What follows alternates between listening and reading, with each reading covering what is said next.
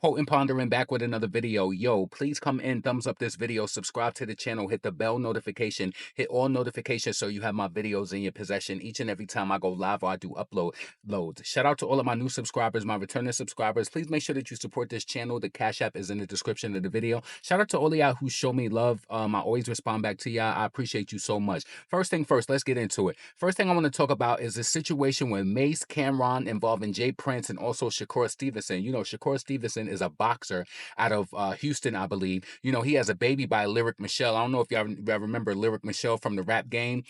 She's real pretty girl. They have a pretty, beautiful baby girl together. So he had a match with some man named Artem. I believe his last name begins with an H. I don't even want to just butcher his name like that. So anyway, you know, Mason Cameron, they do commentary on sports related, they do sports related commentary. That's the nature of their show, right? I really like the dynamic of the It Is What It Is podcast, right? So they did some commentary saying that they felt as though it was a boring match. So, you know, Cam and Mace, they go viral all the time. And it for some reason, it came across the desk of Shakur and also Jay Prince. Now, one thing I will say is I respect Jay Prince's contributions to the game and all of that too. And you know, I'm from New York, so I'm definitely rocking with Cameron and Mace as well, right? So, you know, nothing taken away from Jay Prince, but I love the way that Cameron and Mace stood 10 toes down on how they felt, right? Especially Mace. Like, Mace is just like, you know, you can't little boy me. Like, we ain't no little niggas, like, you know what I'm saying? So, pretty much, uh, Jay Prince. Also, Shakur responded too, but Jay Prince, he came out with a response to Cameron and Mason them. So let's just read what he said to Cameron and Mace. So highlighting the fact that Stevenson's fight was ESPN's most watched boxing event of the year, Prince wrote on Instagram, "Numbers don't lie, haters do. Let haters say that it's boring and nobody wants to watch him. Sorry to let you know that's just a select few of you haters. As you can see, there's proof that he has the #1 ratings of any fight in ESPN this year in the top 3 fights since 2022. He then directly addressed Cameron and Mace as adding, "And to all of you haters who want to escalate the hate outside of the ring, I'm Shakur's manager and I handle all of his business outside of the ring. In other words, Cam and Mace, I will fade all of his shots and take all bets." So, you know, I think Cam was just like, what does that mean in like slang or like, you know, gang slang? I don't know what it is. I hate this though because I love Cam and Mace. You know what I'm saying? I don't want them to be put in any type of danger or anything. And I don't want like anything to go on with the whole Jay Prince side either, right? Because you know that street shit's just crazy. So while Killer Cam and Mace have yet to respond to themselves, the official Is What It Is Instagram. So they ended up posting back to them. So this was before it all took off. So you know, Mace and Cam did respond today on the podcast, and then Mace was just saying like, you know, this is why he has so many issues because he don't respect street dudes. And Cam, they was behind each other 100%. What I really want to say is this, because y'all know that I like Drake, I respect Drake, but I do believe he's a culture vulture. What I respect is, and this is, you can always count on a New York nigga to bring the truth to the surface. Where was Jay Prince at when with the commentary towards Kendrick Lamar and everything that was going on with Drake, right? Where was the commentary at from Jay Prince? He ain't say nothing to Kendrick Lamar the way that this is crazy. That is crazy. So I was definitely feeling that angle from Cameron and May. Shout out to all of them. Hip hop, I appreciate, you know, the contributions and what Jay Prince has done for hip hop, for the South and all of that too. Nothing taken away from anybody. I just believe that Cameron and Mace, this is the nature of what they do. They talk about sports and, you know, that's the nature of their podcast. So I don't have any feelings towards that at all. So let's transition. Kendrick Lamar, they not like us. Yeah, so they not like us. Y'all know that the music video came out last week, went viral, spiral, like a gyro, spiral, right? So the video spiral. Let me tell you something that this Kendrick Lamar song made me feel. It reminded me of back in the days when a artist would release a music video and then after the song would rise again like dramatically, right? Kendrick Lamar released that song. I don't even remember the date, but we know it was released almost 2 months ago. And may I add too that Kendrick Lamar broke the record for the song to reach over 500 million streams on Spotify. 500 million streams on Spotify within 70 days. He knocked out God's Plan by Drake. Crazy, right? Crazy. They not like us. They not like us. Yeah, growing up crazy, crazy, crazy. So Kendrick Lamar is back #1 on Billboard. back #1 on the Billboard spot because the video just went that crazy. The streams to the video went up. The streams to the song went up, crossed 500 million. Song is 3 times platinum going at them. You know what I'm saying? That's crazy. So listen, shout out to Kendrick Lamar and keep streaming. They not like us. I support it. I'm behind it 100%. So yo, let's move on. Next thing, I just want to add this into the commentary. I don't even have this on my lineup in my description, but I want to talk about Ice Spice. Ice Spice and her whole situation. Everybody talking about her weight loss or whatever. Listen, I want to tell you this, right? As a person who has lost weight, y'all might like, listen, my heaviest that I was my heaviest was like 390, right? I'm down to like 270, right? It's like almost like a completely different person. And some like, let me just tell you this, right? So many people will try to tell you like, oh, you look better before, or you know, whatever the case may be. Let me tell you something. I feel like Ice Spice looks amazing. You know, they're trying to accuse her of being in the Ozempic Olympics. Let me tell you this, right?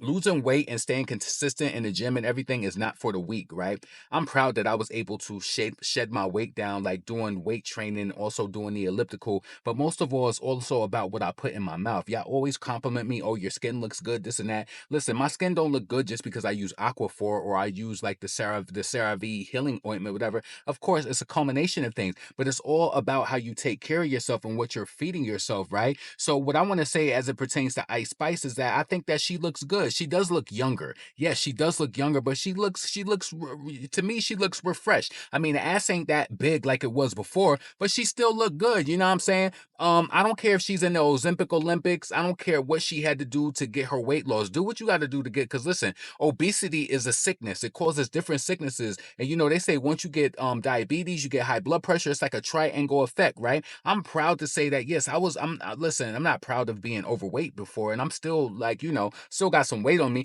but I'm happy that I was able to get that weight off. Like, you know, get that weight off whichever way you got to do. Just look up the side effects on it. I'm not accusing Ice Spice of being on his Ozempic and being in the Ozempic Olympics, but I feel like she looked good. You know, she's a young girl. She want to look her age and, you know, flaunt and stunt and all of that. And she performed that wireless looked really, really, really, really, really good. So listen, let's move on from that. Next thing I want to talk about is Cardi B. So Cardi B yesterday, she was all over social media talking about that she had an announcement and all of this and all of that, right? So today, I guess the fans was grilling her on, oh shoot.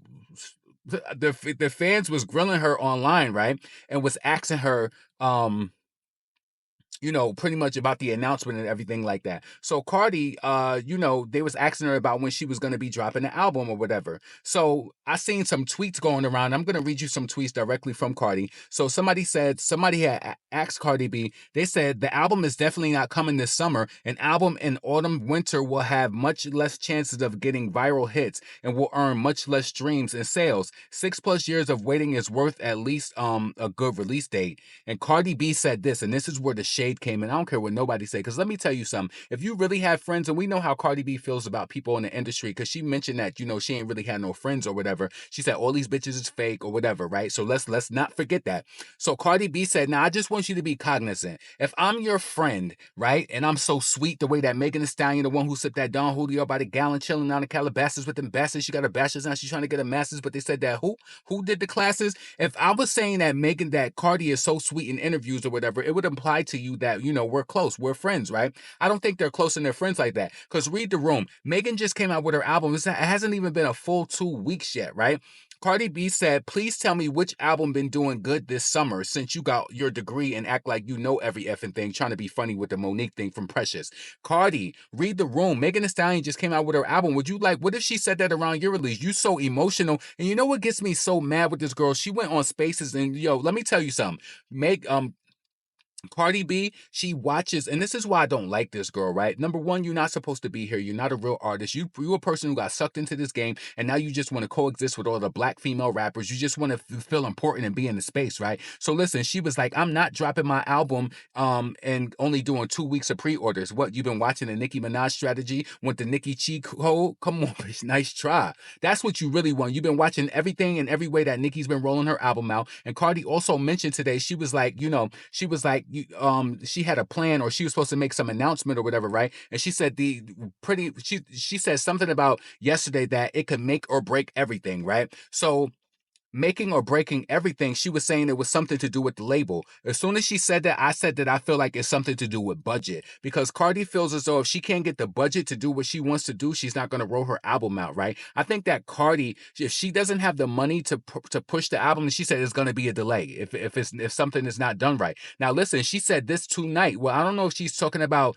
even if it's at this point, right? It's 11:12, and she's made that statement about two, maybe an hour or two ago. So what time? So 11, 10, 9, 8, 7. So we talking about in time of like Central Coast, like if it is like not Central, if it's West Coast time, it's the day is already over. So I'm not saying that the businesses still can't do business and all of that, like outside of outside of those hours. But man, come on.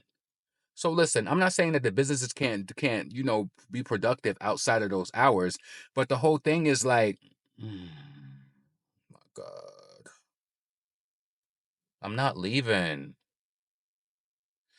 The businesses can still do business, within that. What the fuck? I'm not leaving. I'm not leaving. Yo, come on.